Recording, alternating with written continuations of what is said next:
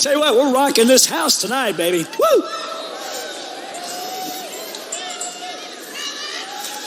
We're going to bring it home powerfully and strong. We're going to keep rocking the house. Jesse Jackson once talked about leadership, and he said, leaders must be tough enough to fight, tender enough to cry, human enough to make mistakes, humble enough to admit them, strong enough to absorb the pain, and resilient enough to bounce back and keep on moving. That's what I hope for all of you. Gain those attributes, and there is nothing you won't do. Now it's time to take all of this and wrap it up in a big bow as we continue through the skills that leaders must have, that if they've got all those other attributes, they bring it together. Please welcome to the GoPro stage, Mr. Eric Warren.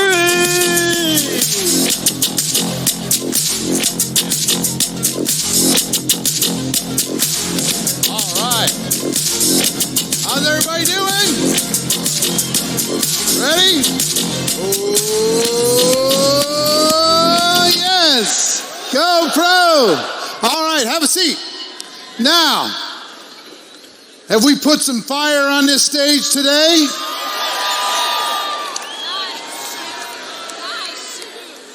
Like the shoes? Shoes okay? Got to have a good shoe game, right? The shoe cam.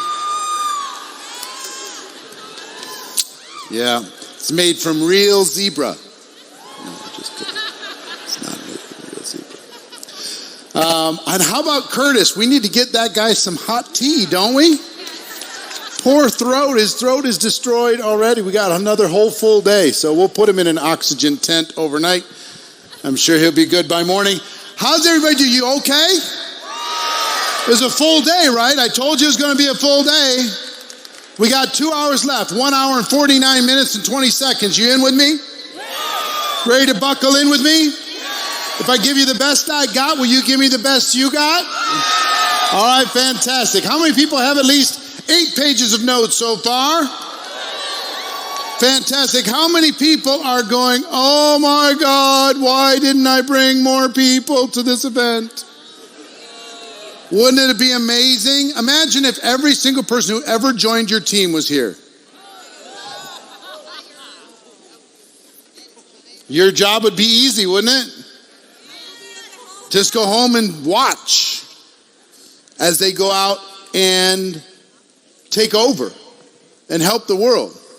So I'm going to talk to you. We talked earlier today about finding prospects and inviting those prospects to take a look, okay?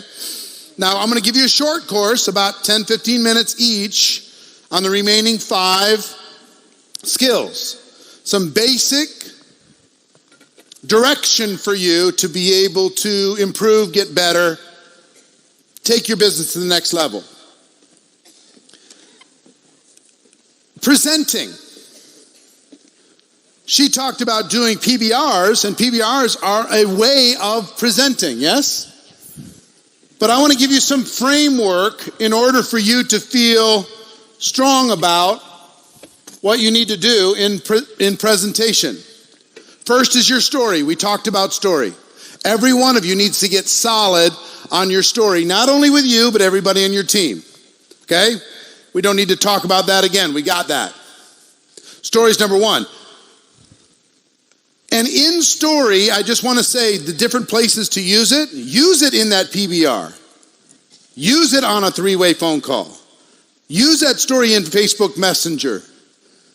Use that story on social media. That story needs to be everywhere. The whole world needs to know that story. So story's number 1. Number 2 in presenting is to use tools and events. Third party many times is better than first party. For your prospects, for you to put people in front of a video instead of you giving the facts, sometimes has more credibility. If you put somebody on the phone with somebody else, or if you bring somebody to an event like this or a local event, let the event do the work for you at the beginning. Let the tool do the work for you. You get more leverage using tools and events. Events are highly effective because relationships change when you're face to face. There's social proof. There's all kinds of good things that happen at an event, but sometimes they're more difficult to get people to invite and show up. So tools you can scale. I remember the first tool that I was introduced to. My company came out with a video cassette. They sold it for like $15. They had a bunch of celebrities on it, and it was cool, man. They did the presentation, and I started off in my career originally inviting people to an event and letting the event do the work. And then the company came out with a tool, and I'm like, whoa. That means I can have an event happen any minute of the day, 24 hours a day. So the videotapes were $15 a piece. I bought 100 of them for $1,500. And I started to go out, and I went to a person and said, hey, I learned how to properly pass out a tool. And I learned that if I said, please watch my video, nobody would ever watch. So I learned how to effectively invite somebody. By essentially, I'll give you the short course on it. If I gave you this videotape that has all this information, life-changing information on it, and you could watch it at your convenience, and it'd take you about 40 minutes. If I gave you this videotape, would you watch it? Not saying I will, but if I did, would you watch it? They say yes. When could you see it for sure? Oh, I could see it by tomorrow night. All right, fantastic. So if I called you after tomorrow night, you'll see it for sure, right? Yeah. All right, what's the best number and time for me to call? 10 a.m. cell phone. All right, fantastic. Here it is. I learned how to do that effectively and then to follow up professionally. And now I had 100 meetings happening. If I was effective in getting people to watch, it's like, holy moly, the leverage I could get from that. Now today, you can click a link and have a meeting happening. Can't you? Either a live Zoom call or something, recorded, a webinar, recorded, or some static tool that your company video, etc., that you could play.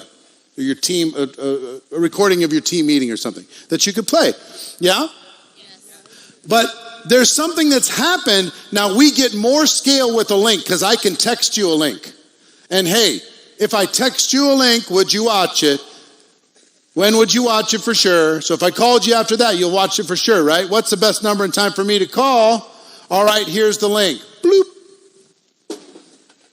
Now, first of all, almost nobody does that.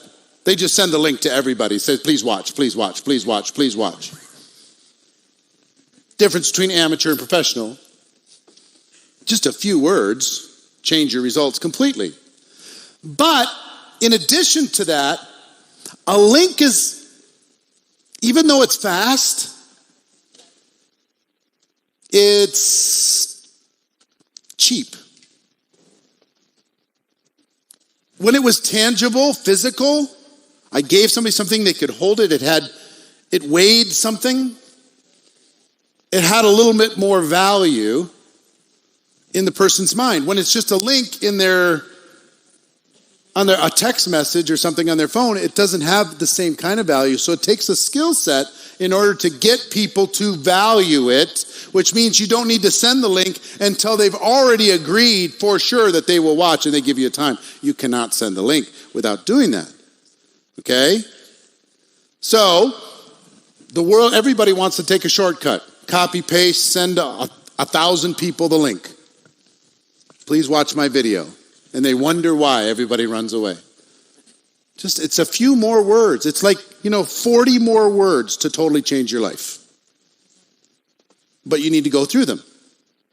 So, I miss the physical, tangible. And I understand that we have scale, but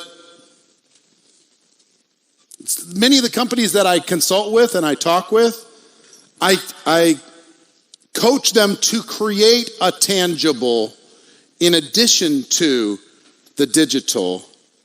So there's something with weight to leave behind. There's something to send home. There's something in addition that just adds some credibility.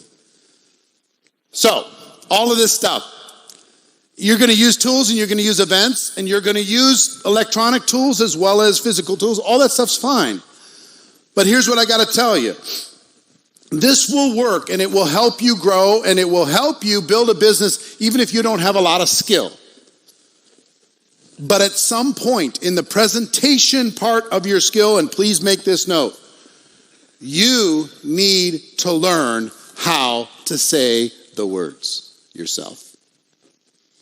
You can't just push play forever and to be an influencer. You can't just drag people to meetings forever and be an influencer. At some point, you've got to say the words. Maybe not for your prospects, but for your team, for their prospects. You've got to learn how to effectively communicate the vision of your product, the vision of your opportunity, the vision of your company. You have to. It's got to come out of your voice. You hear what I'm saying? It'll change your life and it'll scare you to death all at the same time. Speaking scares people. It scared me growing up. I remember, when you had speech class in high school and everybody had to give a speech. And I remember because I was a W last name, I was one of the last ones to do it. And I was terrified for 3 days. The countdown, watching meltdown after meltdown, or great person after great person was even worse. But counting down the days until I had to do it, oh God, somebody kill me. So, when I got involved in network marketing, what changed everything for me is somebody told me the person with the marker makes the money. And I went, okay.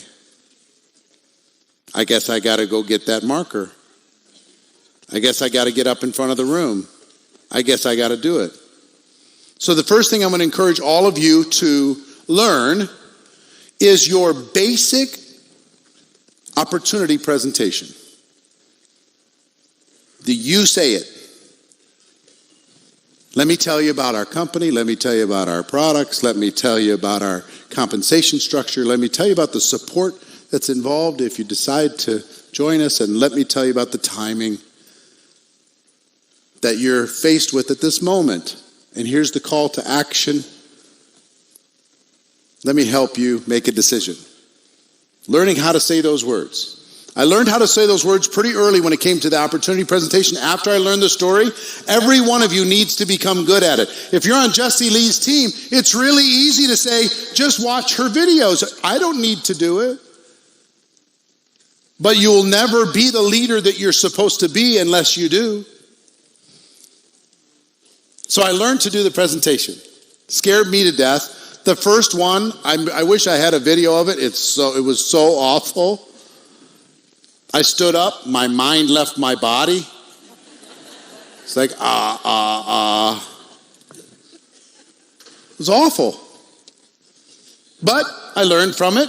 I got better the next time. And then I got better the next time. And pretty soon, I was one of the best people in my city. If somebody heard that I was doing the presentation at a local opportunity meeting, they brought more guests. And you know what that did for my team? My team went, that's our leader. That's our guy. My team started to perform. I started to have influence with my team because I earned their respect by me doing something that I was uncomfortable doing. So I earned their respect and people started to pay attention. People started to listen. And my team started to say, hey, can you come do a presentation at my house? So I could come to their house and say the words. Would you get on this call so I could, conference call we're going to do with the team, so I could say the words for them? And they edified this whole structure. I was like, wow, okay. So I learned how to do this, and it's not just about ego. It's about effective leadership, because if you do it and you communicate well, people will respond and they'll perform for you. Not for you, for themselves, but because of you. Next, I learned how to do a getting started training, a basic training. Just how to join and get going. Step 1, step 2, step 3, step 4.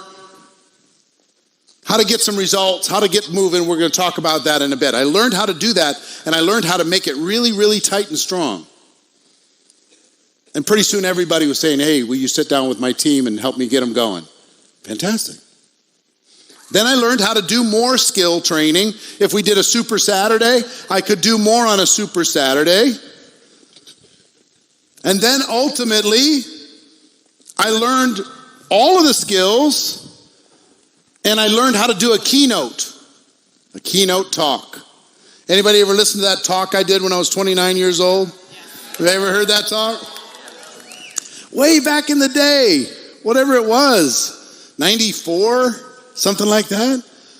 I did this little talk when I was 29 years old. My voice does not sound like my voice today at all. I listened to it. I'm like, who's that? It was a different person. But let me tell you what happened the day after that talk. My team was proud. I was a recruiting tool just as much as the product was. I was a recruiting tool just as much as the compensation plan. Eventually, you've got to say the words. Now, if you want to be a top-level influencer, when it comes to the presentation skill, you learn your story, and you teach other people to do the same thing. You learn your opportunity presentation, you teach other people to do the same thing. You learn getting started training, you learn all the skills, you learn eventually to do a keynote. If your company, listen to me, you want to be an influencer? If your company calls you and gives you 30 days notice to do a 12-minute speech at the company convention, you need to be ready. I got 90 days notice when I was 29 years old, and I worked my butt off for 90 days to be ready for the moment. Changed my whole life. That 12 minutes changed my whole life. 12 minutes changed everything. It built something in me to go, you know what? I'm enough. I've got this.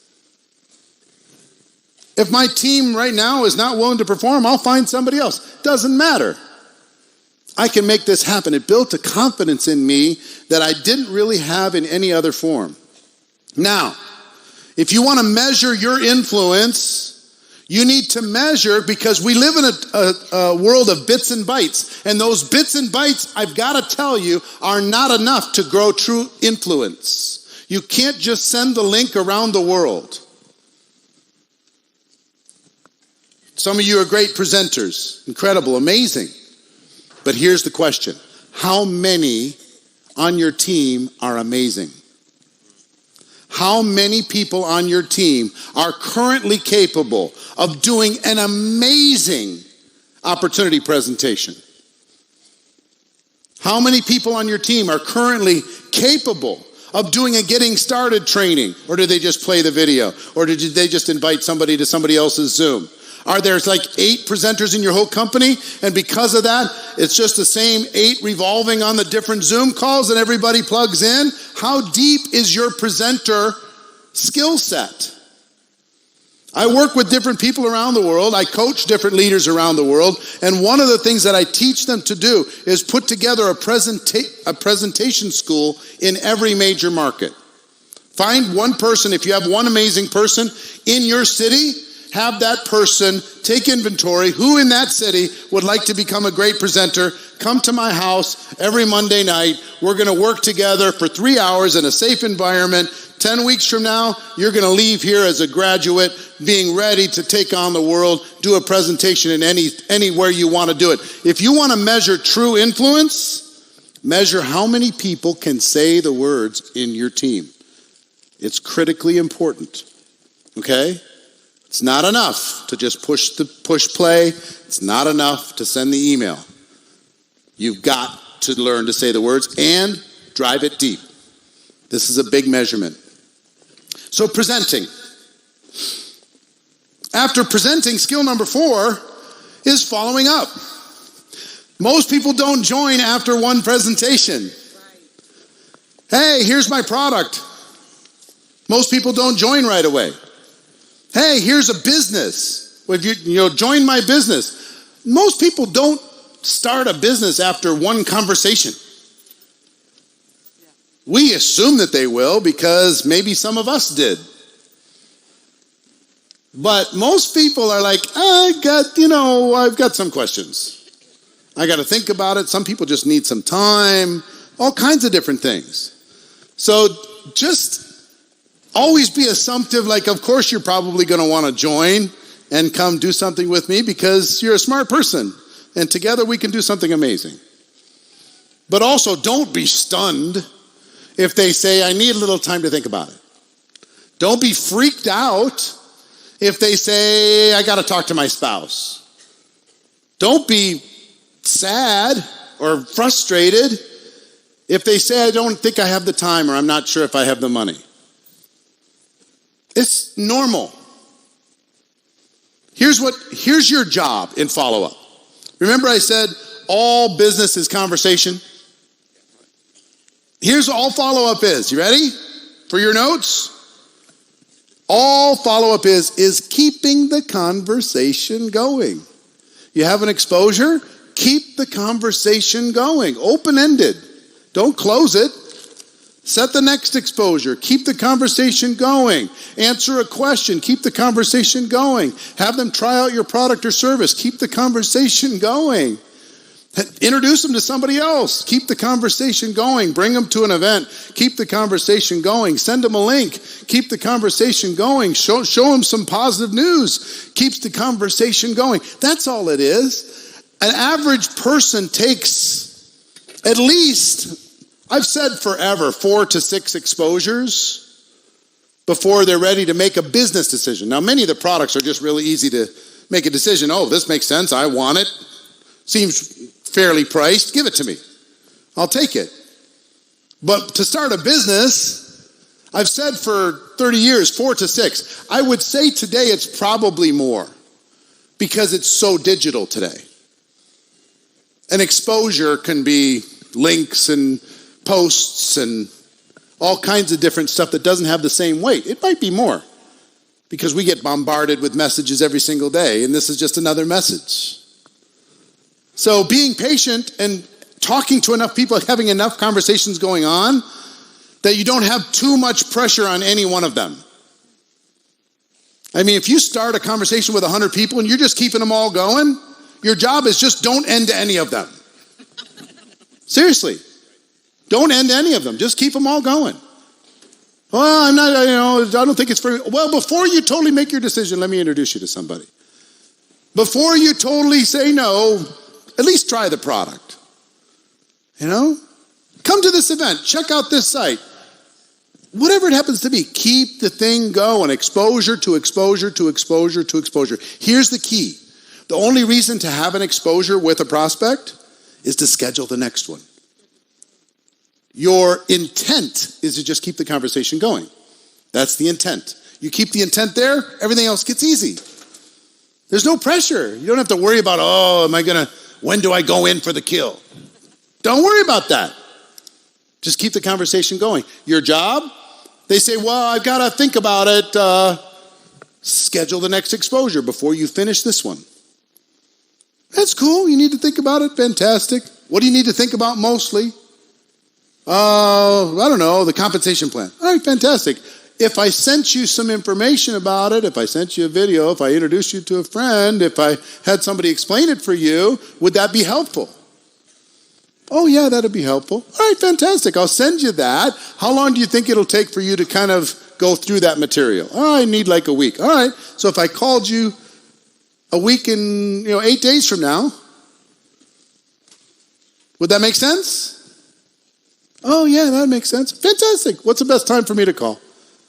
Call me in the morning. Your cell phone? Perfect. 11 a.m. next Tuesday. That work for you? Yeah, that works for me. Fantastic. I'll send you the information. If you have any questions, give me a call. If not, I'll talk to you next Tuesday. Next exposure is set.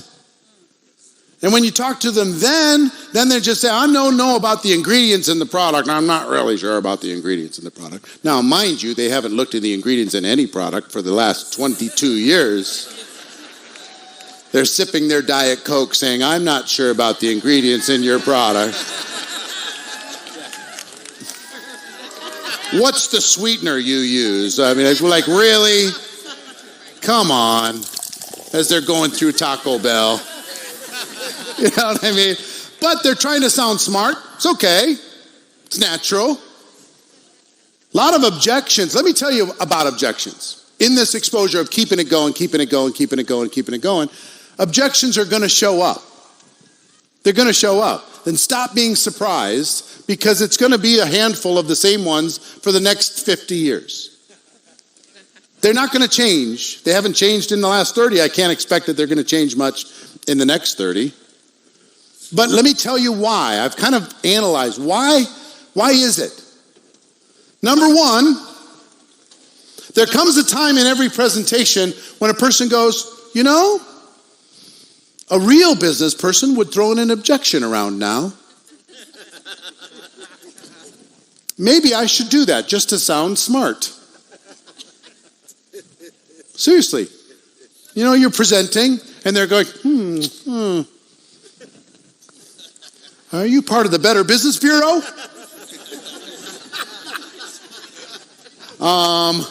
What's your scientific advisory board look like? You know, oh, really? They'll ask all kinds of crazy stuff just to sound smart. Sometimes it's just a reflex. You know? You ever walk into a retail store and you need to find something and you don't know where it is in the store, and the person comes up and says, can I help you find something? You lie. No, I'm just looking. The professional understands, they back away and they wait. If you need anything, just let me know. All right, thanks. Yeah, leave me alone. 3 minutes later, they can't find their size. Professionals like, are you ready? Yeah, show me this thing. So they're just reflex. Some people say, hey, would you like an opportunity to make money? Their reflex is, money? What are you talking about? I'm good, I'm cool. Sometimes they just need clarity. They're seeking clarity. They're not looking for a fight. They're seeking clarity. They're like, is this one of those things? I had a friend of mine say, is this one of those pyramid? You work with those pyramid things. He saw the look on my face. He says, I don't mean anything negative by it. Because how do you clarify what this is that we do? You say it's network marketing. People say, oh, computers, nice. Right? It's crazy. So, objections are natural. And let me tell you one thing. Objections are your best friend. Without them, you will not build rapport. Without them, you will not build certainty in the prospect's mind, clarity in their minds, understanding. They won't. The objection itself helps to educate them. Helps them see a picture. You want them to ask the question. I don't think I have the time. I used to be terrified by objections. I used to be just terrified. I hated them so much. I hated them like I hated lima beans. You know what I mean? I still hate lima beans. But person would come up with an objection, I'm just like, oh, I thought I had a good person. Then they said, I don't have the time. I'm like, so you know what I did? I ran away. Some will, some won't, so what next? I'm gone. I don't have the time. I'm going to go find some people who have some time. Bye. I don't have the money. I'm going to go look for people who aren't broke. Bye. I ran away. I bought their story. In every conversation, somebody's buying and somebody's selling. And they sold me that they didn't have the time, and I ran away. They sold me that they didn't have the money, and I ran away. They sold me. It wasn't for them, and I ran away. I got sold. So at first I ran away. Second thing I did is I fought everybody. Once I got a little education, information, people say, you know what, I just don't have the time. Oh, you know how many hours there are in a week? When are you going to stop wasting time watching television and scrolling on the internet? When are you going to take charge of your life and walk away from all those other distractions and do something for real? I would say these words. How do you think it worked out? Then I'd get really, really defensive about network marketing. Oof.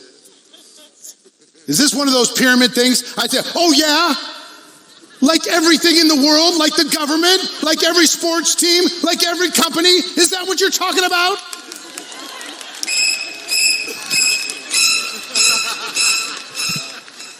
Yikes. I tried the cute ones. No, it's not a pyramid. Those are in Egypt. I tried that. Didn't work out very well. I'd win the argument, lose a prospect, but I'd win the argument. I can win the debate about network marketing. You can't win with me. I'm going to win. But I wouldn't get any progress. And then I finally learned how professionals dealt with it. If there's anything you want to try and figure out, just go find 5 or 10 people inside the profession that are amazing at it, interview them, find out what they do that. That's what I did. Did you know there's only 2 kinds of objections in network marketing? Just 2. One is a limiting belief about the person. I'm too old, I'm too young, I'm not a salesperson, I'm too introverted, I don't like people. You know, all these limiting beliefs about themselves. I don't have the time, I don't have the money. That's just all limiting beliefs. Because if you really understood what this was, you'd find the time. You'd find the money. That's not even real. It's just a limiting belief. Or they have a limiting belief about network marketing. You know, maybe they have a friend, they tried it, or somebody else in their family tried it, or they've heard bad press about it, or whatever. They got this limiting belief about the profession itself. And so because of that, they just say, you know what? That's a filter, not for me. Fantastic, no problem. I used to hate it when somebody started judging network marketing because, I had my own insecurities already, and they would just pile on. It was brutal. So I learned how to deal with objections. I'm going to give you a very simple process, 4 steps to dealing with any objection. Would you like to just be equipped to use an objection to your benefits? Number 1, listen. Listen to what they're saying without talking, without interrupting them, without waiting for your turn to talk. Just listen until you really understand where they're coming from. Listen to what's going on. Listen to the inflection of how they're saying it. Listen until you fully understand. You might have to ask a few follow-up questions to fully understand what it is that there is the issue. Listen. Number 2, relate. Relate to that person. Help them not feel like they're crazy. Person says, I don't have the time. You might ask a few questions about that, and they tell you, their story about not having much time. Then relate to them. And here's what you do. You say, I had the same thought that you're having right now. When I first looked at this, I didn't think I had the time either. We're the same, you and me. They say, I'm just not sure about network marketing. I wasn't either. You have the same challenges I had. I'm not sure if I have the money to do this. This seems like a big decision. Me too. This was a big decision for me. Even though I was making enough to make a living, everybody thought I was okay. I still didn't have very much at the end of the month. And this was scary as far as an investment. I didn't want to be a loser and whatever. Whatever it happens to be, relate to them so they feel we're the same, you and me. Okay, listen, relate. Third is to tell stories, yours or others. Tell stories. I got this concept from an old Amway tape I listened to years ago. And the title of the tape was To Build Your Rut and Let Other People See Their Own Challenges in Your Story. You know that you get stuck in a rut, build yours. And here's what this means. Somebody says, I don't have the money. Don't say, yes, you do. You can figure this out. Or don't even give them advice, because that's what we're tempted to do. Let me tell you how to. And now it's a talking down to them, subservient type of a situation. Here's a better way to do it. Tell a story, your story, if it's appropriate to you. Somebody says, I don't have the money. Say, I totally understand. We're the same, you and me. When I first looked at this, I barely had enough to keep the wolves away from the door. I was already freaked out about what was going on at work. I had credit card debt. I had student loans. I had these different situations. Nobody else knew that I had these financial struggles, but I had them.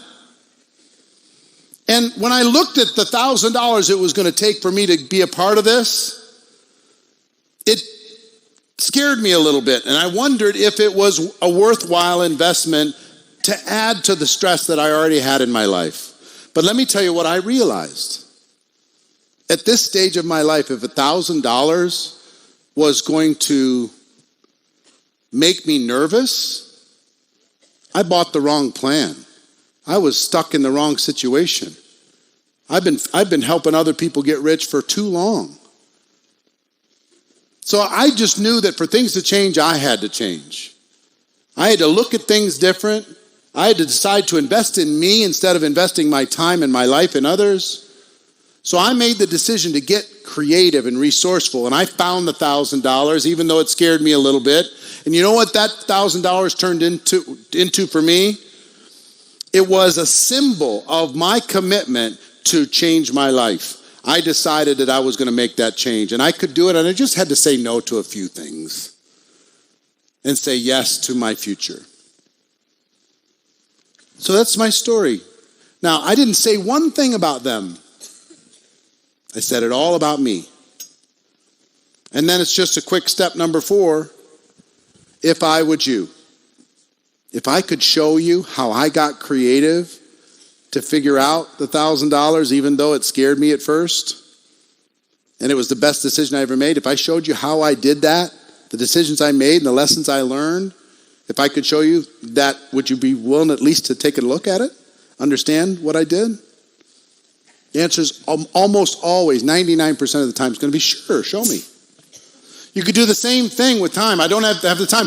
Me either. I was freaking out about time. I had work pressure. I had home pressure. I didn't have any time for myself. The kids were pulling at me. I had to do this and I had to do that. And to think about, I'm going to start a new business and try and carve out 10 or 15 or 20 hours. Oh, it freaked me out to even think about it. It wasn't the money, it was the time. But then I realized that if I didn't control my life at this stage of my life, was I ever going to with this plan? I took a look at this and I realized I might have to make some sacrifices to make the time work in the short term. And it might even be less comfortable today. But 5 years from today, I'll buy my time back. 5 years from today, I'll have more choices. 5 years today, I'll have more freedom. Because if I don't have time now, if I keep doing what I've been doing, I'm never going to have time. So time's our freedom, right? I want to be able to enjoy that. So if I could show you how I got creative to figure out the time and why it was worth it for me, would you be willing to take the next step with me? Yeah, sure. See what I mean? And it's the same 4 steps with any objection. And in that, you build rapport. Now, one quick thing I'll give you on network marketing haters. Anybody have a network marketing hater? I love network marketing haters so much. I wish, like the biggest critic in the world, most educated, sharpest person you could find. My dream is to go on live television with that person, like on the halftime of the Super Bowl. And just have a discussion. That's my dream. Or on YouTube or anything, anywhere, anytime. But they always run away. I've tried for 10 years, every single one. All the big names, I've tried every single one. And they just like, no, they don't want me messing up their deal. But somebody comes to you and says, network marketing, stop talking. This conversation is over.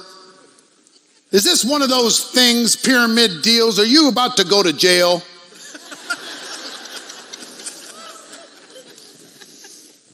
You ever get those?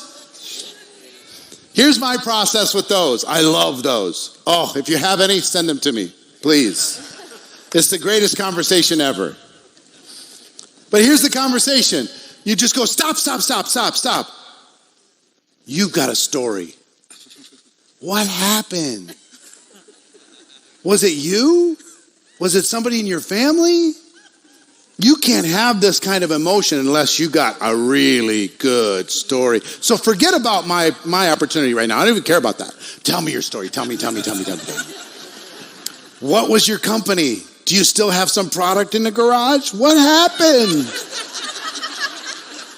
Tell me, I gotta know.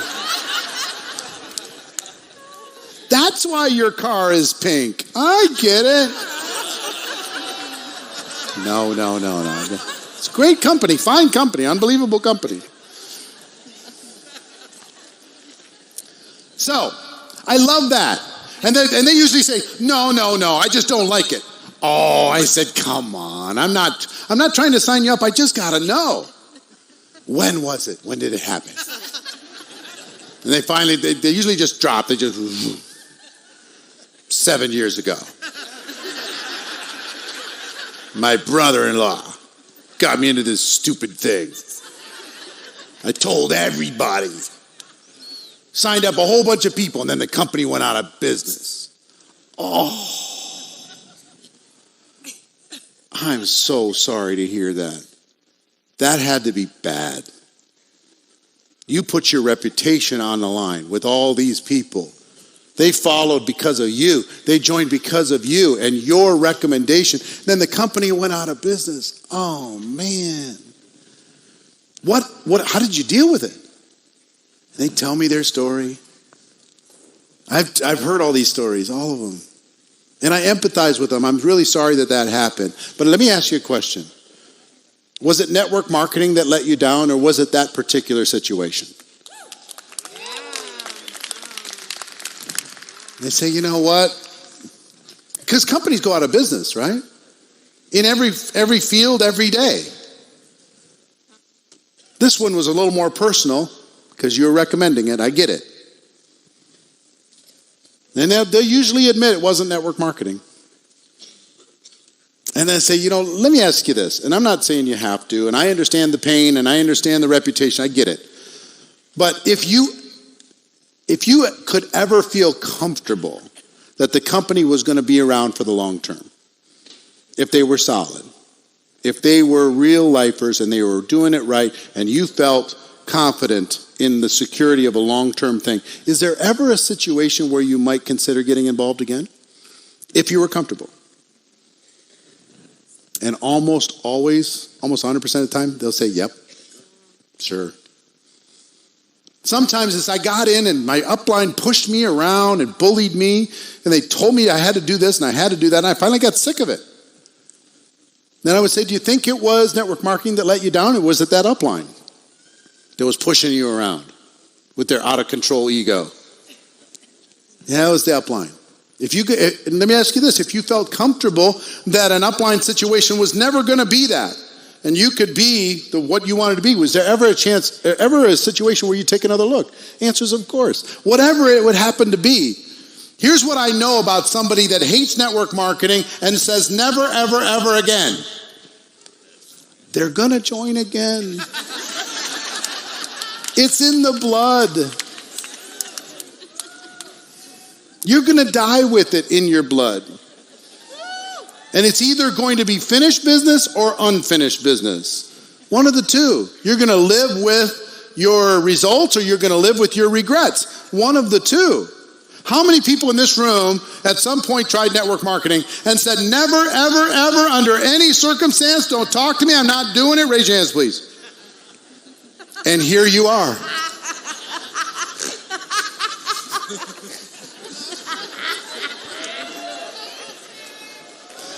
So, find somebody in network marketing that hates network marketing. They're one of your best prospects. They're joining again.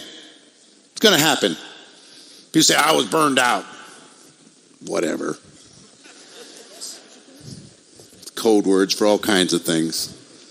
So, does that help a little bit? Follow up and keep the conversation going. Objections, just a simple formula. Listen, relate, tell stories, ask questions. One thing about stories.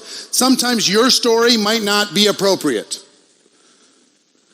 They say, it's not a good time now because I'm 8 months pregnant. You can say, oh my gosh, me too. You can't say that. Especially if you're a guy, that's a problem. And please don't ever say, oh, I know exactly how you feel. No. Avoid that conversation. But what you can do is tell somebody else's story. You say, I totally get it. I understand. You got a lot of stuff going on. But your story reminds me of somebody on the team that just decided that they wanted to start their business and extend their family at the same time. Even though it was crazy timing, they decided to do it too. And here's why they did this. And if I could, and maybe even introduce you to that person, and they could tell you their story of how they did it, would it be a conversation you'd want to have? Sure. If you say, a person says, oh, it's really challenging for me, I can't do it because I'm a brain surgeon. Me too. You can't do that, me too. But you can point to other doctors and physicians within your organization, somebody who can relate to their story. So it's your story or somebody else's stories, but stories are very, very powerful. Listen, relate, tell stories, ask the question. The ultimate question in network marketing is, if I, would you? It is the most powerful question you could put in your arsenal. If I, would you? If I gave you this link, would you watch? If I told you this story, would you listen? If I invited you to this event, would you attend?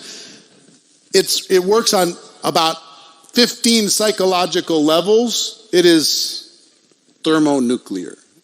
It is amazing to help a person move forward when their instincts are to be frozen.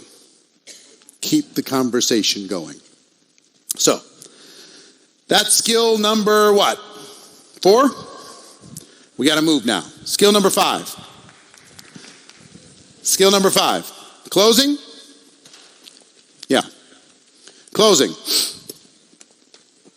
I'm going to give you a simple series of questions for you to ask at the end of any presentation. You do a PBR, ask these questions. You do a Zoom call, ask these questions. You show a video, ask these questions. Sample your product, ask these questions. 3-way call, ask these questions. Sit down with somebody for coffee. When you're done, ask these questions. Question number 1. What did you like best based upon what I just showed you? What did you like best? Question number 1. One of the most powerful questions. I've tried them all over 30 years. I've tried, what do you think?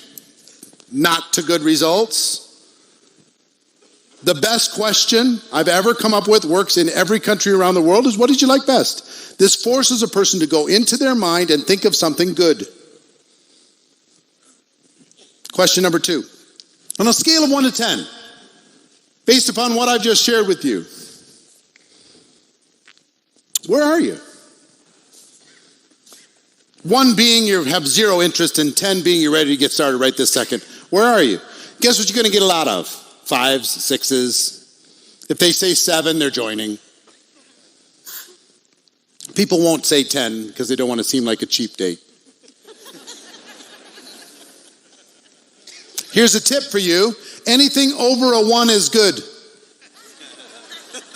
Seriously. If they say 2, I'm a 2. Well, we told them 1 is they have 0 interest. 2 must mean there's something there, but they're skeptical. Might take more time. You're going to have this conversation over the long term with them anyway. Just understand that this one might take a little bit more time. Fantastic. Scale of 1 to 10, where are you? Just get a temperature reading. Question number 3 deals with how much money would be worth their time. How much money would be worth their time? Now, here's how I ask the question, and this is refined over many, many years. What's your name, sir? Michael. Hi, Michael. How you doing? Pleasure. So if I talk to Michael and I say, hey, what'd you like best? I just showed you a video. What'd you like best? Make something up. I love the concept of getting paid every month. You like the concept of getting paid every month. Fantastic. On a scale of 1 to 10, where are you? 1, 0 interest, 10, you're ready to get started right this second. A 6. Fabulous. So let me ask you another question. Hypothetically, if you got started in this business part-time, how much would you need to earn per month in order to make this worth your time? $1,000 a month. $1,000. If you're doing this part-time, how much would you need to earn per month in order to make this worth your time? The words worth your time are really, really critical. Hypothetically is also very helpful. Off the record, just between you and me, let's just, spitball this. How much would you need to earn per month in order to make this worth your time? He says $1,000 a month. Do I care what he says? All I care is that he gives me a number. He says, I don't know. Just play with me. How much? I'm not so sure. Just give me a number. Pick one. Okay, fine. $500, $1,000, whatever the number is. Question number 4. This will flow naturally as you practice it a little bit. How many hours a week, realistically, could you commit to developing that $1,000 monthly income? 5 to 10 hours a week. 5 to 10 hours a week. You're going to get a lot of those. How many months, question number 5, how many months would you be willing to work those 5, 10 hours a week while you're developing $1,000 monthly income? 6 months. Question number 6 is just if I would you. If I could show you, Michael J. If I could show you, Michael, how to develop $1,000 monthly income working 5 to 10 hours a week over the course of the next 6 months, would you be ready to get started? Absolutely. Absolutely. You know how hard it is for him to say no to that? Every single one of those answers was what he wanted. Every one. All I did was ask the questions. So this works with a positive person, it works with a negative person. Somebody want to just bring me a microphone. Somebody bring me a microphone. I want somebody to be the most negative person you know that has no interest in building a network marketing business. Who wants to be my guinea pig? Somebody? You want to do it?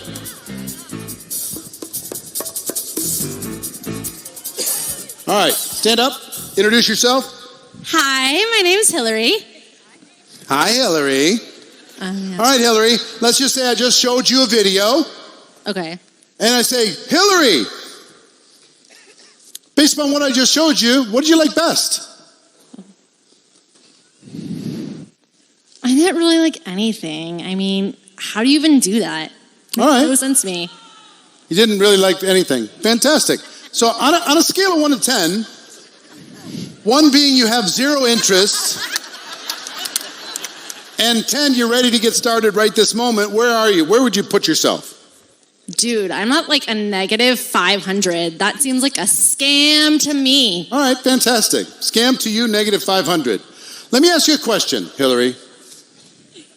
Off the record, just between you and me, and I'm not assuming that you're going to do this, but you would, of course, be not looking the other way when we would do this, would you? You got to at least look at me. Oh, okay. So, hypothetically, you don't seem like a perfect candidate, but hypothetically, I get it. I totally get it. I'm with you. Hypothetically, off the record, just for fun, if you did decide to do something with this business, how much would you need to earn per month in order to make this worth your time? Realistic, what would be worth your time? I mean, you know why worth your time is such an important phrase? Everybody has a number. You want to make X money? Some people don't. Everybody has a number that would be worth their time. The richest person you know has a number that would be worth their time. So if I was going to really do this part-time and start, we're assuming I'm... we'll assume whatever you want. Just for your time, what would you need to earn per month to make it even worth it?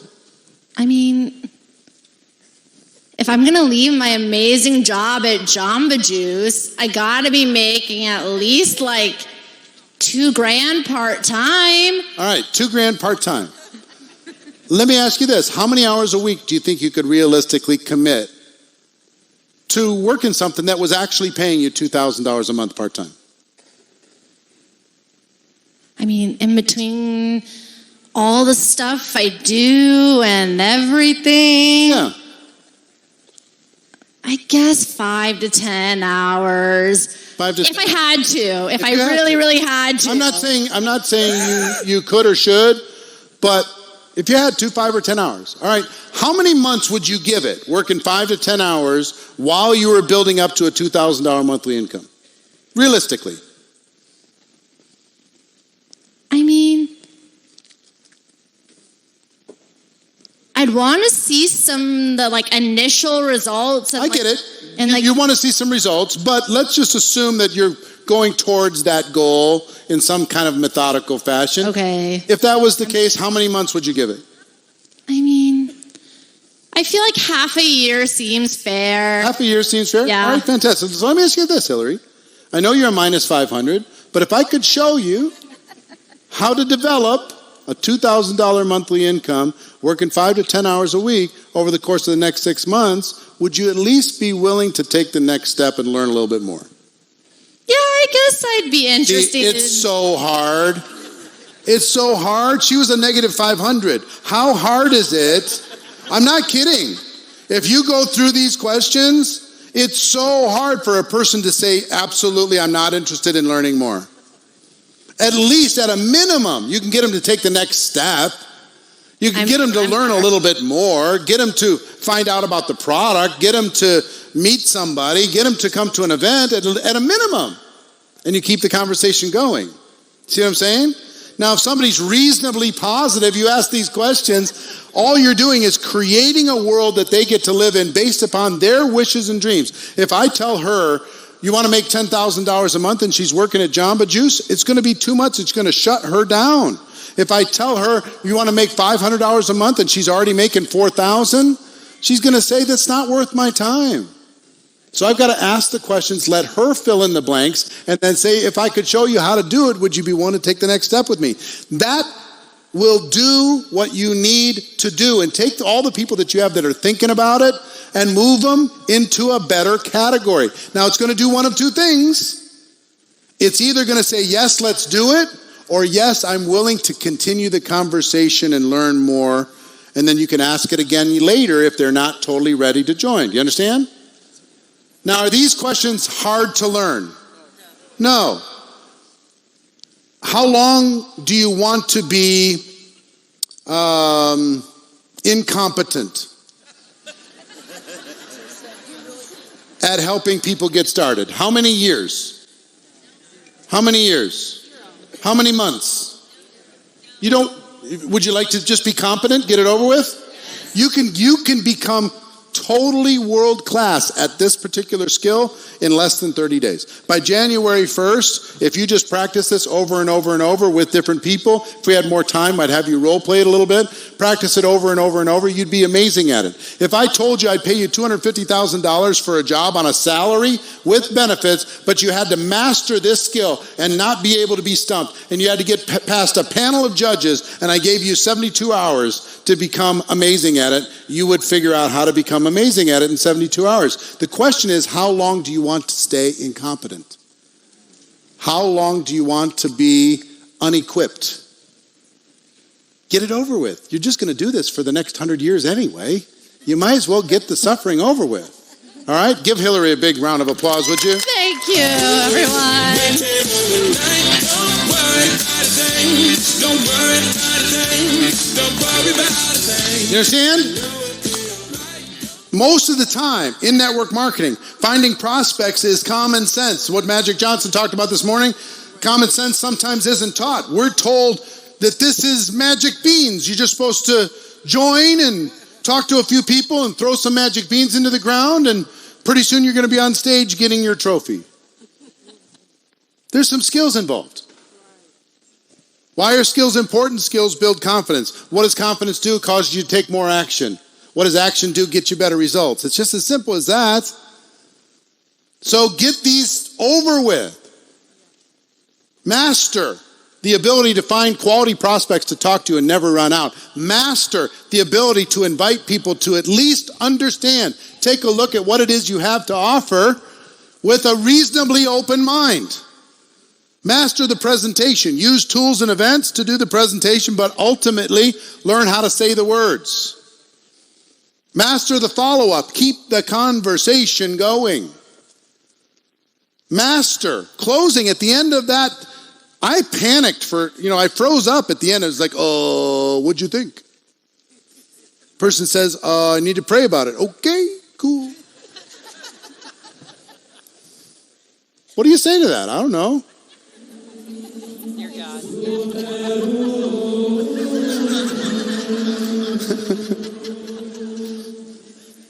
I tried everything with that one.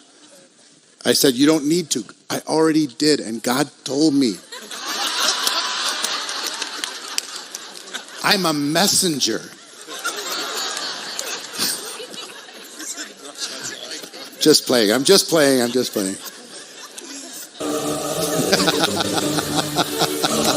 God told me you were going to say that.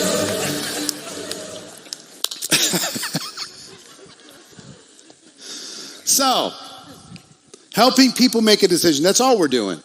We're not twisting arms. We're not trying to bully somebody into making a decision they don't want to make. We don't need a customer that bad, or a distributor is going to lay there and do nothing anyway. All we're doing is sifting through. And you know what we're trying to do? We're trying to capture the imagination of another human being and let them dream again. Because you know what happens when we're kids? Our imagination is crazy, right? Depending on how we were brought up. We're going to be sports stars. We're going to be TV stars. We're going to be ballerinas. We're going to be, race car drivers, astronauts. And then we go to school and they just start telling us, be reasonable, be reasonable, be reasonable, be reasonable. Accept your limitations, right? And then when we get out of school, our dreams are still there. You know what I mean? They're in there. But in the meantime, we got to pay the bills. So we just take a job in the meantime. We just start waiting on tables in the meantime. We just start doing somebody else's books in the meantime. We just start being somebody's assistant in the meantime just to pay the bills. And once we start doing that, we need a place to stay. So we get a place to stay. We need a bed. So we buy a bed.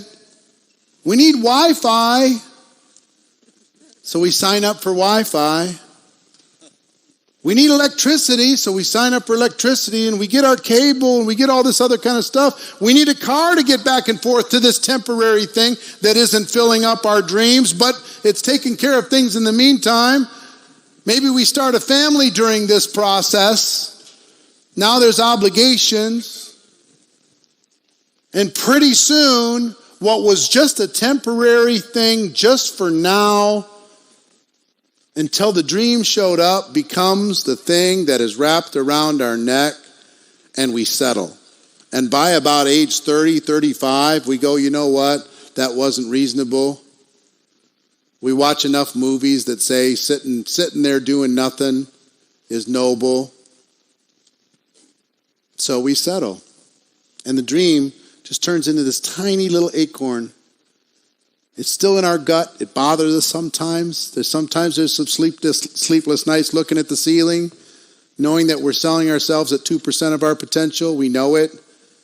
But then we shake ourselves and say, yeah. But we got to take care of that student loan. Yeah, but in the meantime, there's a pride in taking care of your family. My kids aren't going hungry. Yeah, it's okay. So you know what we do when we go talk to somebody? We say, listen, you know that thing? It doesn't need to die. There's another life for it.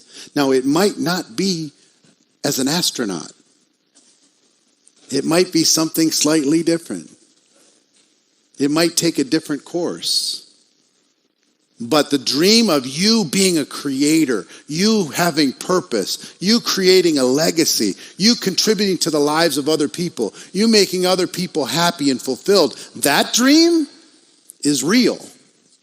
Now, to get away from all of this bondage that has wrapped you like string year after year after year after year till you're practically mummified, to get out of that is going to take a little bit of work, and you're going to have to remember again what your dream is worth. It's going to take a little work, but it's worth it. And we have this company with this product that will help you do it, and you can start right where you are and start to build something. That's what we do. We let them know it's not dead. It doesn't have to be dead. Your contribution is not just laundry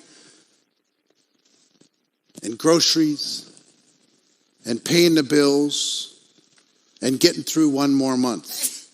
That doesn't have to be your legacy. Your legacy can be something much, much bigger than that. That's at the core of it. That's what really fuels all of this stuff. So why do we do all this stuff? To just grab this person and tell them, listen, we can do this. You and me. 1 + 1 adds up to 100. Let's go. I believe in you. Together we can do something special. And I'll make you a promise. I'll never let you play small.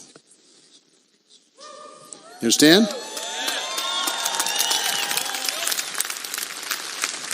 That's at the core of this stuff, man. So, those are the 5 skills. You ready to go to number 6?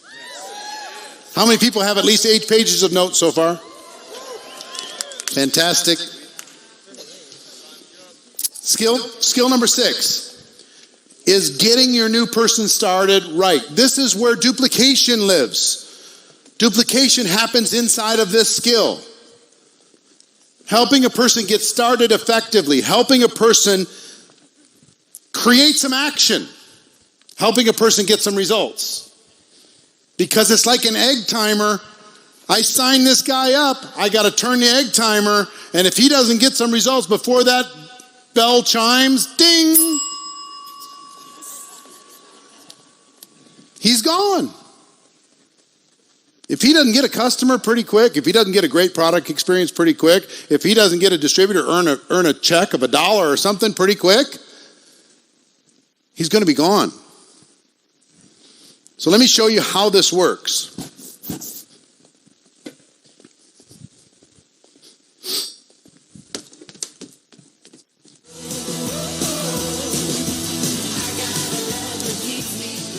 In every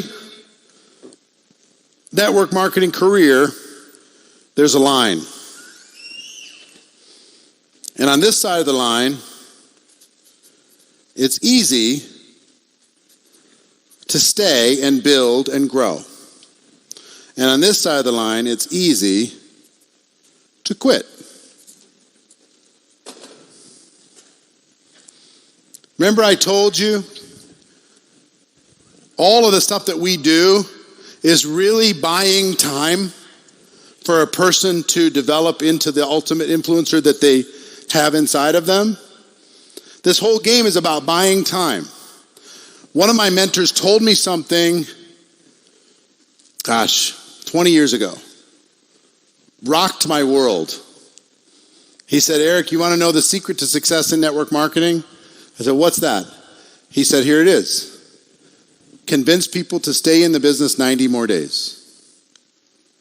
I said, what? He said, yeah, that's the whole secret. They start having doubts, convince them to stay 90 more days. They're not sure, get them to stay till Easter. They don't know if it's for them, get them to stay till Independence Day.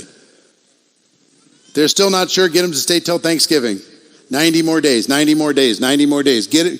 Convince them somehow to stay around. Because your job is, if you do that long enough, eventually the penny drops and they decide to really build and do something on their own without your push.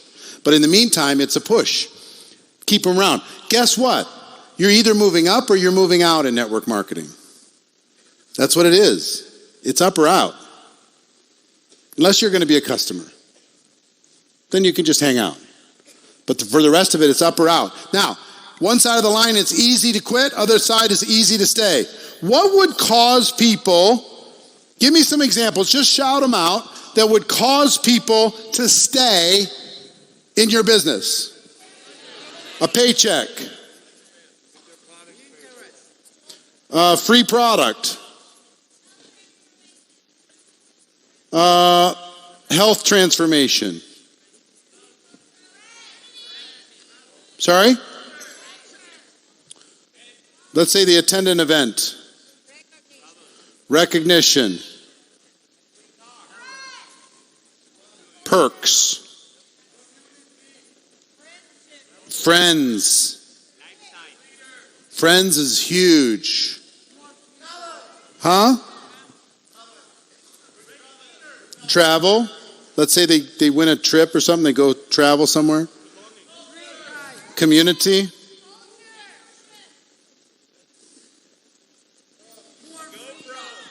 Let's get back simpler. Think about the first 30 days, 60 days, 90 days. Huh?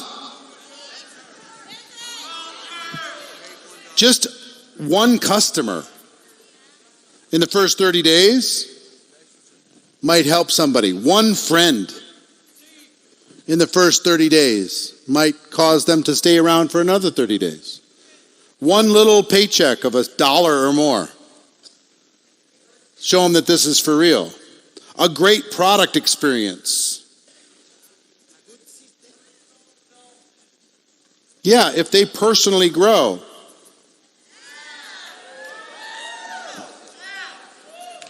Right? All of this, you know what all these different things do? Is it buys you time. If they grow, yeah, if they rank advance.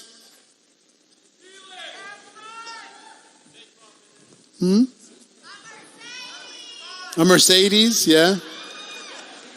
So all of these things, what if they tell the world that they're in? What if they go and tell their whole world, I joined this company and I'm going to the top?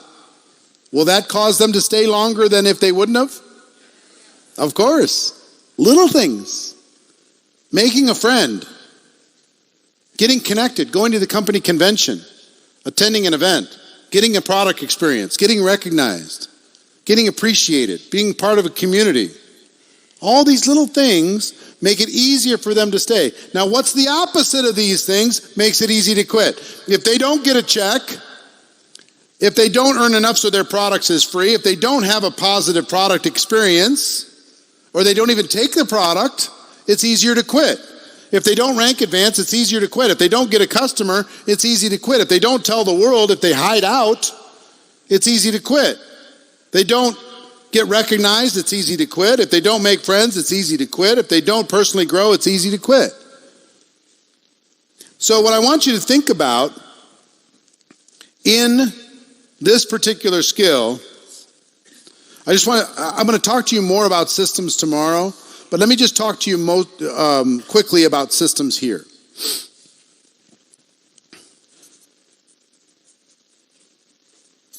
Systems are critical if you want to have big growth and duplication in your organization. They're critical.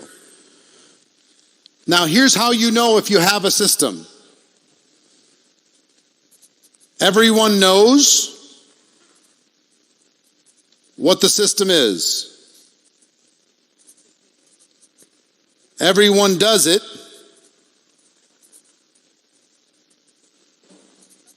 And it works. That's when you know you have a system. Everybody knows, everybody does it, and it works. This is very rare in network marketing because most people don't know what your system is, even if you think they do. Most people don't do it, even if they say they do. And it probably works, but the first two are the critical element. And when people look at a system, what you want them to say in their minds, this looks simple. I think it will work.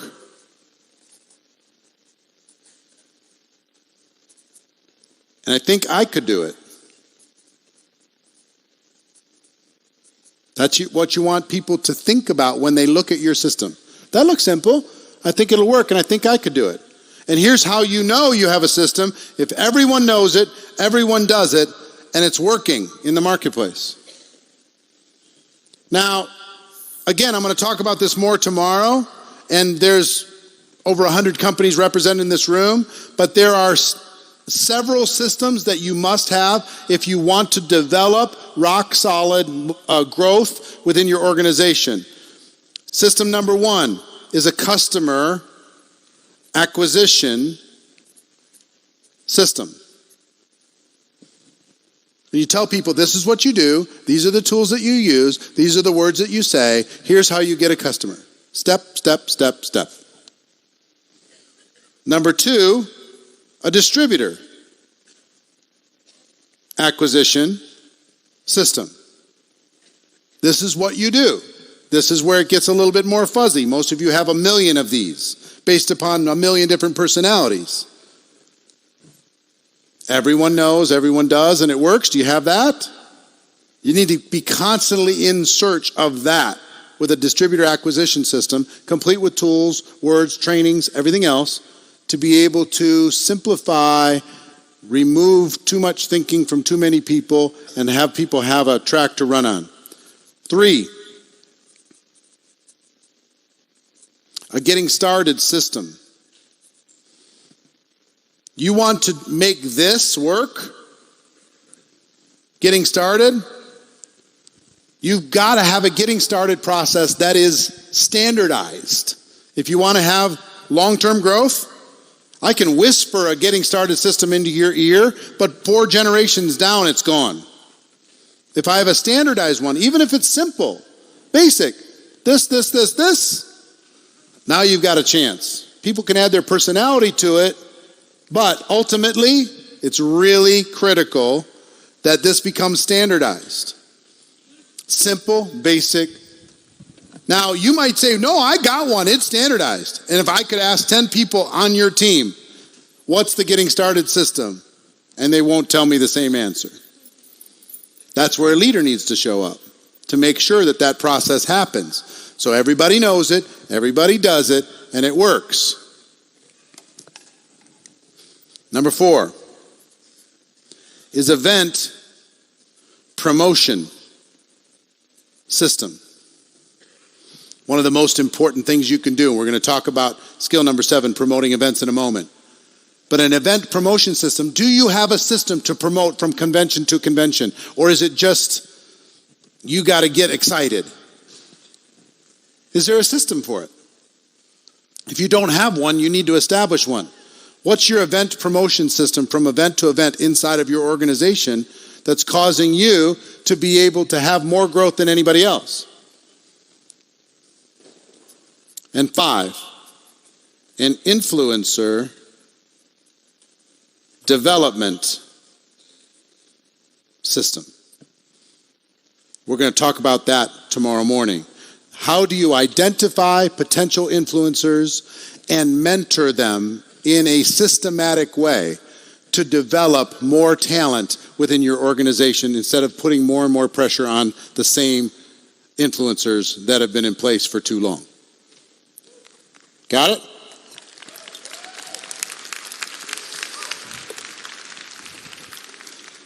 So, let me talk to you about skill number 7 because it's my favorite. Skill number 7, promoting events. This one I was really good at this at the very beginning. I could get people to come to an event. I would just get excited and I would decide it's going to happen. And I would just make more phone calls than anybody else. And I would believe stronger. And I learned all this other kind of stuff. And guess what? I wasn't very good at the other skills, but it didn't matter. Because if I dragged more people into an event like this than you did, my life is easy. When I go home, they're all on the same page. They're all motivated. They're all inspired. I don't even need to work hard to get them going. They're already doing it. The event did the work for me. All I had to do is get the butt in the seat, and I win. So why are these so big? I remember the first event I went to. Oh my gosh, changed everything. My eyes were just huge. Like, I was watching people walk across the stage. Like we did our first little, or our second actually, Hall of Fame ceremony. I walk across the stage and go, well, why not me? Maybe I could. And I filled up journals full of notes. So much game plan, strategy. I couldn't sleep at night. But the being in a new city, and you know what the other thing the event did for me? Getting away from my day-to-day grind with all the distractions and everybody trying to get my attention. I had 3 days just for me, so I could dream. It changed everything for me. And you know where I got so much value, more than I even expected? In the hallway. Not that I was in the hallway during the session, because I never was. But when the session was over, hanging out in the lounge, and I'd hear some big leader talking about something, and I'd like, wow. Or somebody would say, you know what, you're sharp, you could do this. I'd go, wow, really? You think so? Yeah, you can make this happen. Huh. And those little conversations at breakfast and coffee and lunch and between sessions and on the way to the airport and in the check-in line and all these little conversations with people who had no vested, they didn't have to tell me this stuff. They didn't have to believe in me, but they did. Helped me believe in myself. And I said, you know what? I'm going to make a decision that I'm going to put more people in events like this than anybody else. And if I do, I'm smart like a fox. I get to win without being very talented. And it's dead true. I got them to show up, and I got to win without being very talented. So let me give you my short course on how to be a world-class event promoter. How many people would like to be a world-class event promoter? Anybody? All right, cool. Let me give you a short course on this. Point number 1, you need to be more committed to the next event than any other event in the world. More committed. Don't talk about, of course you're going to apply this to your event. Let's talk about next year's GoPro Recruiting Mastery. You need to be more committed to bringing people to that event than anybody else on your team. If you're more committed than anybody else, you're going to win. You're going to win. I'm talking about sold out, 100%, not negotiable. This is going to happen. More committed than anybody in your team. You have to have stronger belief, number 2, than anybody in the world that this is going to be a game-changing experience. More commitment, more belief.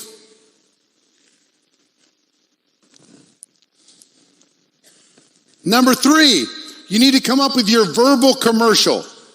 Like a commercial on television, you need to come up with your commercial for the event. Your 30 seconds as to why they need to be there. Do it. Come up with that commercial. And I know I've got a good team when I start hearing the commercial over and over and over and over in the group, and everybody's saying it, and everybody's talking about it, and it's not just me.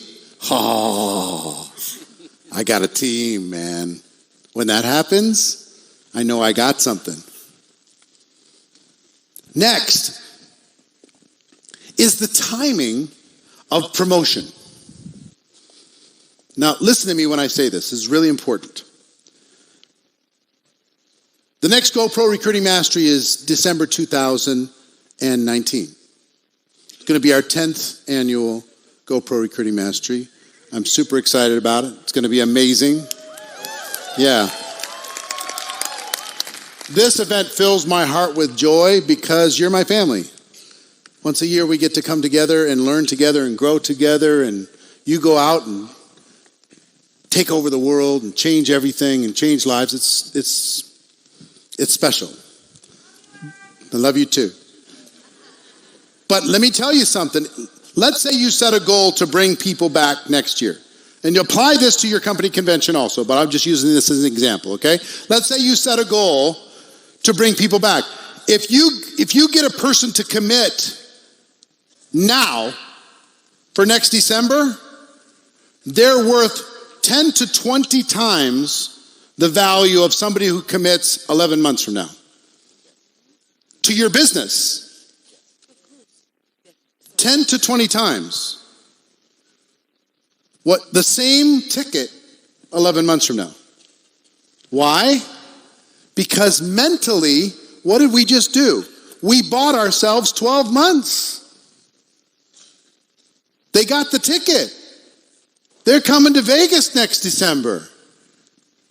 Now they want to make sure that they're at a higher rank. Now they maybe want to bring some people with them. Now maybe they're going to be a little bit more inspired. Now they're going to be a little bit more encouraged. Now they're going to be a little bit more consistent. You bring them in 11 months from now, you lose the 11 months of their DNA being changed. You put a ticket in somebody's hand today for an event 12 months from today, you change their DNA. Their DNA changes. Their business DNA changes that minute. And the value to your organization changes exponentially. So my secret weapon is I sold events really early because it changed my team.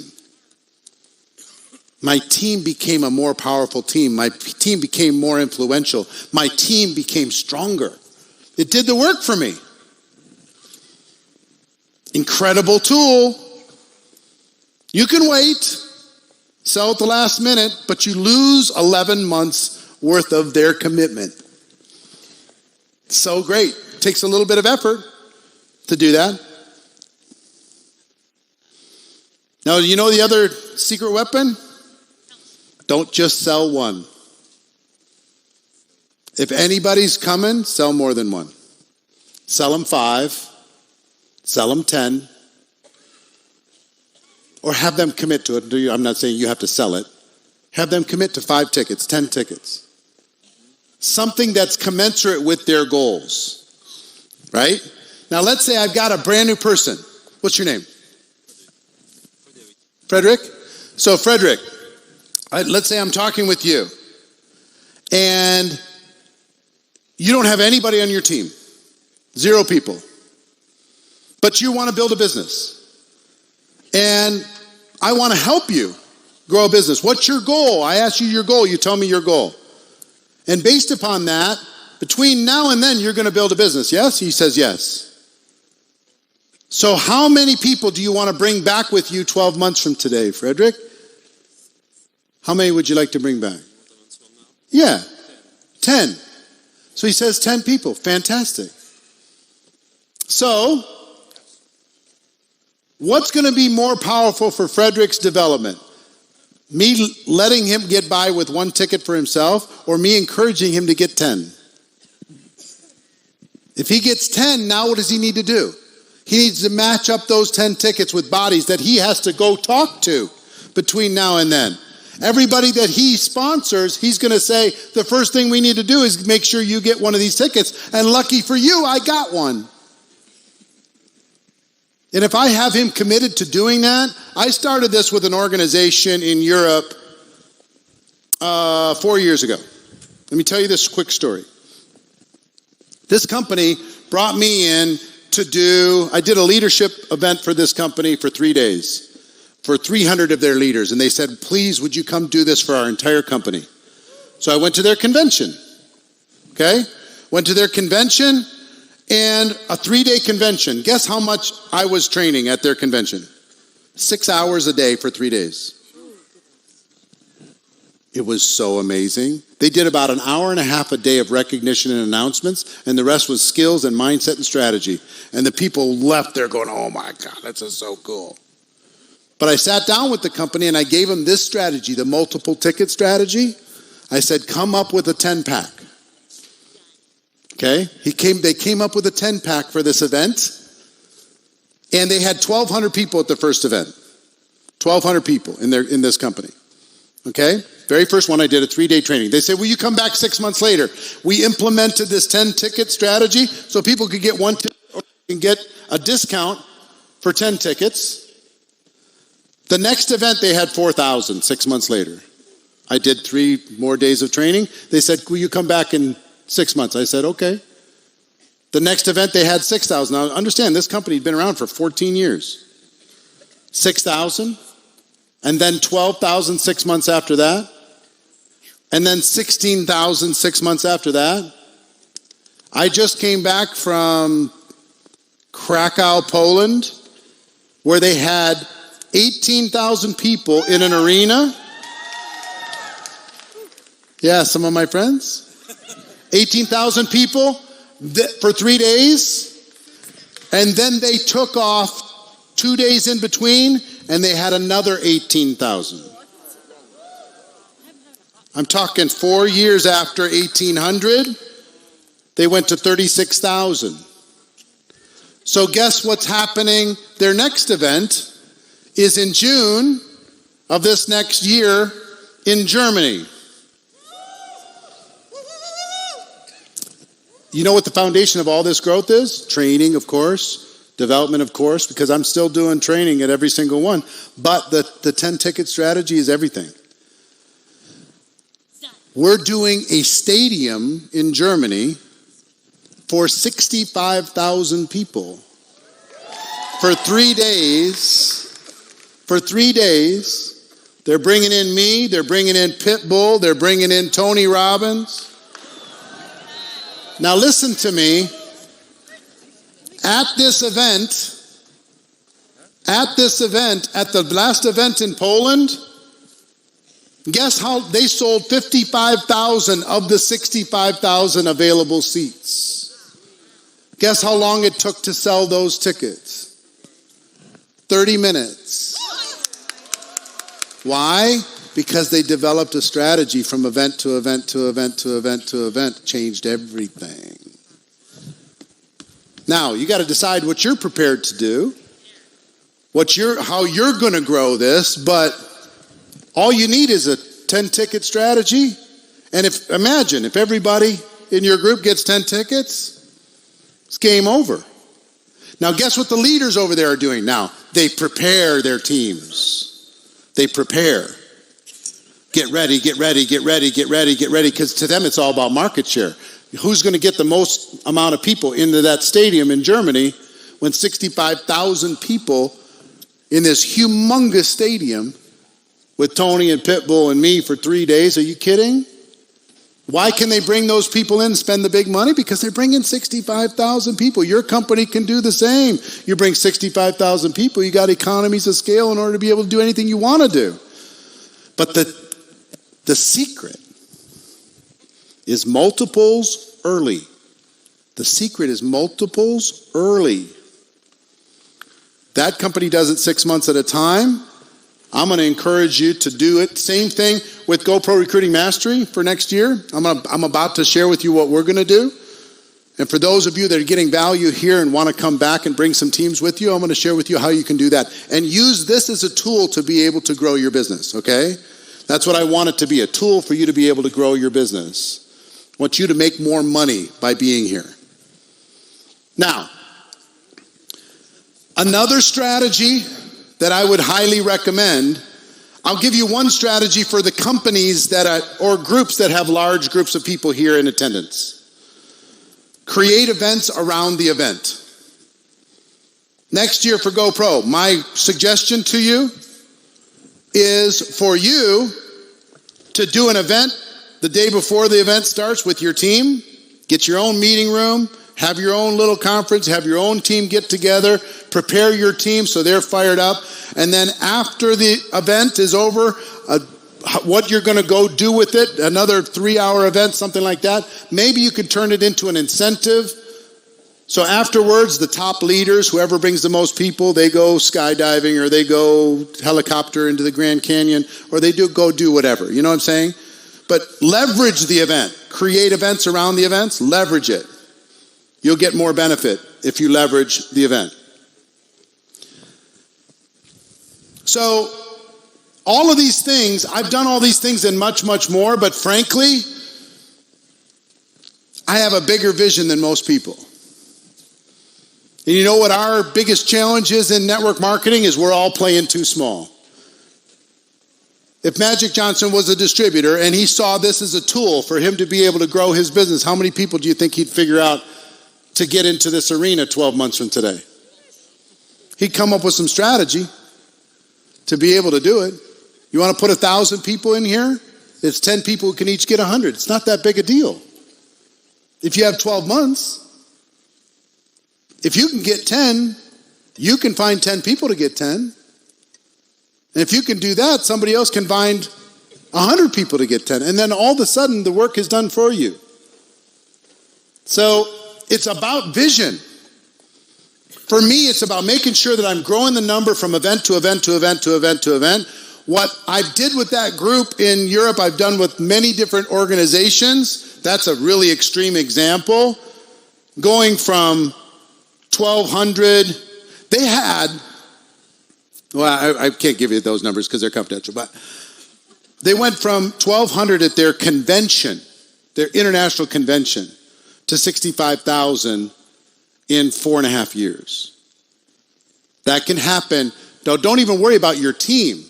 That can your company. That can happen for your team. You can decide right now, how many people do you have on your team? About 14 people on your team. So at the next conference, you could have 100 people, no problem. Because those 14 aren't all actively building, are they? Right. It doesn't matter. If you decided you're going to have 100 people, you can have 100 people at the next one. At women's event, at the next, whichever one, it doesn't matter. Here's what you're going to get. For a destination event, you'll earn approximately $1,000 per person per year that attended a destination event like this. $1,000 per person per year. You want to make $100,000, get 100 people to an event like this. You want to make $1 million, get 1,000 people to an event like this. You want to make $10 million, get 10,000 people to an event like this. It's as simple as that. Per year. Okay? Big, big numbers. So this is what fires me up, is seeing what's possible and what you can do. And what I decided I was going to focus on is being a world-class promoter, being one of the best promoters in the world. I was going to be like Don King. I was going to figure out a way to get people into the arena, to get them into the event for what the experience would do for them. So, we've been doing this for 9 years. 9 years. I can't believe it. And over that period of time, we've had some pretty amazing experiences. We've had Tony Robbins.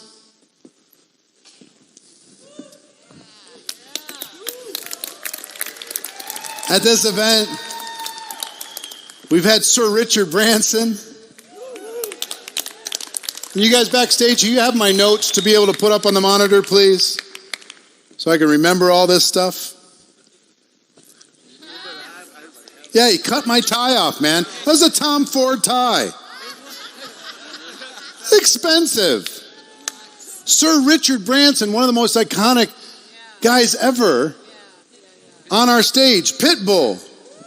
Armando Christian Perez, who's become a good friend. Pitbull. Brendan Burchard. One of the great young thought leaders. Bob Proctor. Amazing guy. Robert Kiyosaki. Rich Dad, Poor Dad. Mr. Les Brown. One of the most iconic, great people and great friend that you could ever imagine, Mr. Les Brown. And just today, Magic Johnson. Tomorrow, John Maxwell. I mean, come on. And over this period of time, there's been the training that we've provided. There's been so many millionaires created out of these 9 years. All these $1 million earners, all these panel discussions. We've had entertainment that's been unbelievable. The tenors. The tenors have been here. Who else? Michael Jackson. Impersonator. The guy who does the Michael Jackson show here in Vegas. All of these people, right? Look at these people. Look at Emily Bauer when she was like a little kid. Aw. Yellow pants. So you got the tenors. Throw those up, guys. These guys were unbelievable. Yeah, look at this guy. He's just unbelievable. We got these drummer guys that came, did this stuff. We had this group, this band that was performing earlier. I thought that was pretty good. The giving that's happened over these 9 years. We auctioned off a $100 bill for $3.2 million for charity at this event. I gave away a car. We did the Feeding America. Gave away over $250,000 to Feeding America.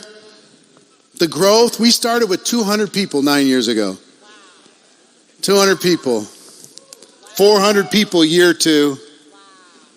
It's grown up to what it is today, and it's expanding and growing around the world because of you. Because of all of you. My heart's filled with gratitude. It's so cool. And next year is going to be our 10th anniversary of this event. Our 10th anniversary.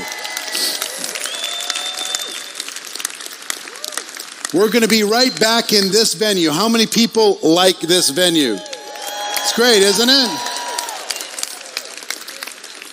So I want to just tell you something. We're not going to tell you the big names that are going to be attending because some of them contractually I can't tell you until later. Some of them can't. I don't want to go too far. But here's what I'm going to tell you. We're going to pull out all the stops. We're going to take it to the next level for our 10th anniversary. If you thought this was great, if you thought being here over the past few years has been great, you haven't seen anything compared to what it's going to be a year from today. I want this to be more than anything else, more than just a special experience. I want this to be a tool for you to make money. A tool for you to be able to turn this into productivity. So it's December 11th through the 13th. There's still 2 weeks before Christmas, right here in this venue. And as our show of gratitude for all of you, we're going to make this the lowest price ever to celebrate our 10th annual GoPro Recruiting Mastery. We're going to lower the tickets way down so you can bring a lot of people with you. How many people would like to bring a lot of people with you? All right, fantastic. We got some forms. We're going to pass them out, but let me tell you what we're doing with the ticket prices. Go ahead, start passing them out wherever they are.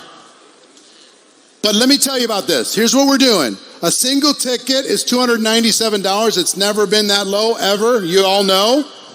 A 10-pack is $250. A 50 pack is, I understand, $250 each. $2,500 for 10, $250. If you get 10 of them, bring your team. A 50 pack, if you want to get 50 people, bring them back from your team, it's just $200 a ticket. So if you want to get together with your team and get 50 of them, bring 50 people back with you, and $200 a ticket to be able to have this for 3 days. How many people this has been worth $200? Anybody? If it hasn't, you're in the wrong room. So this is the ticket price for here this weekend for you. The golds and the VIPs, the super VIPs, that's all in addition to that. But this is the ticket price, the event only. I want to challenge everybody. The ticket prices are going to go up, but I want to challenge everybody. Listen to me. Let's do something special. There's more room in this arena. You know what my vision is? John, do you have any pictures of the events in Europe that we do in the big stadiums where we're in the round? Let me give you a visual picture of this because it's so fun. A round stage in the middle of this whole arena, all the way to the ceiling, all the way around, all the way to the top. Let's do something crazy. If some of you have organizations, you can bring a whole bunch of people, do it. Get together. You got today, you got tonight, you got tomorrow, in order to be able to talk to the teams, to be able to figure out what you can do in order to be able to make this happen. Get together with those people. Find out if you want 50, find out if you want 100, find out if everybody in this room gets 10, we can sell out this whole venue. Now there's payment plans, you'll see them on the forms. There's payment plans if you can't come up with it, but let me give you one piece of advice. For tax reasons, you might want to just go ahead. Depends on what your year's looking like. Doesn't hurt to get some of that stuff loaded into this year to get the tax write-off. But we're going to get forms that you can have. There's a resource center here, right in the back on the floor, and then up at the top, the big Network Marketing Pro logo up on top. There's another resource center up there. If you have any questions, you want to talk to them about the forms, or you can go to networkmarketingpro.com/event special. This is true for people watching on live stream, for people at home, for all of these people. And most people up front here don't have forms. We need to get them passed around. So my suggestion to you is this. Let's do something nuts. Who wants to do something nuts with me? We want to create a powerful experience for you in 2019. Together, we're really changing the network marketing profession. Do you know that? The last 9 years, this experience has changed the network marketing landscape. It really has. So, I'm going to ask you, get your forms, get it figured out, and get it to the resource center, one of those two, or go to the website in order to be able to make all of that happen. Now, tomorrow, session starts at 10 a.m. Super VIPs, your John Maxwell photo will be before the lunch break. So they'll let you know that. And for the women's event too, Most Powerful Women in Network Marketing event, make sure you get those forms in as well. Listen, ladies and gentlemen, have you gotten value today? I'm proud of all of you. I'm excited to work with you together. Get your forms in. We'll see you tomorrow morning bright and early, and we'll crush it. I love you all.